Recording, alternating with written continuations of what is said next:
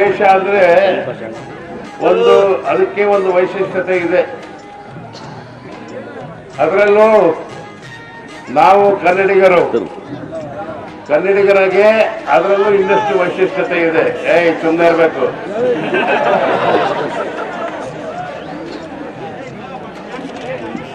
ನಿಮಗೆಲ್ಲ ತಿಳಿದಿರೋ ಹಾಗೆ ಯಾವುದೇ ವಿದೇಶದ ಪ್ರಧಾನಮಂತ್ರಿ ಅಥವಾ ಅಧ್ಯಕ್ಷರು ಬಂದರೆ ನೇರವಾಗಿ ದೆಹಲಿಗೆ ಹೋಗಿ ಅವರಿಗೆ ಏನಾದರೂ ಒಂದು ಚೂರು ಪುರುಸೊತ್ತಿದ್ರೆ ದಕ್ಷಿಣ ಭಾರತಕ್ಕೆ ಬರ್ತಿದ್ರು.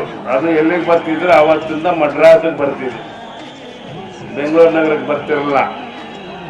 ಆದರೆ ಇವತ್ತು ಬೇಕಾದಷ್ಟು ಪ್ರಧಾನಮಂತ್ರಿಗಳು ಅಧ್ಯಕ್ಷರೆಲ್ಲ ನೇರವಾಗಿ ಬೆಂಗಳೂರಿಗೆ ಬಂದು ಅವರಿಗೆ ಪುರುಸೊತ್ತಿದ್ರೆ ಡೆಲ್ಲಿಗೆ ಹೋಗ್ತಾರೆ, ಇಲ್ಲಾಂದ್ರೆ ಬೇಡ ಅಂತ ಬೆಂಗಳೂರು ನಗರದ ಮಾಹಿತಿ ತಂತ್ರಜ್ಞಾನ ಎಲ್ಲ ನೋಡಿಕೊಂಡು ವಾಪಸ್ ಹೊರಟೋಗ್ಬಿಡ್ತಾರೆ.